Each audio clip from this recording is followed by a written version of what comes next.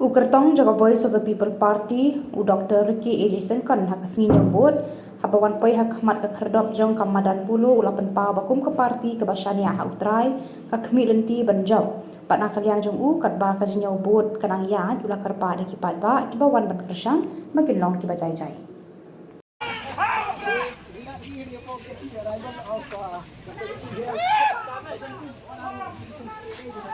Biang baik kumba mga party gabago ni try wa di ke baro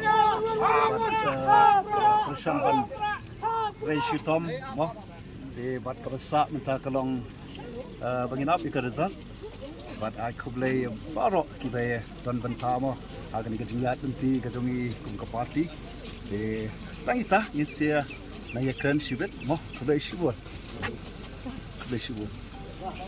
Boxer. And to maintain peace and to be part of this great country of ours, to ensure that democracy is being maintained, peace and tranquility will continue to be part of this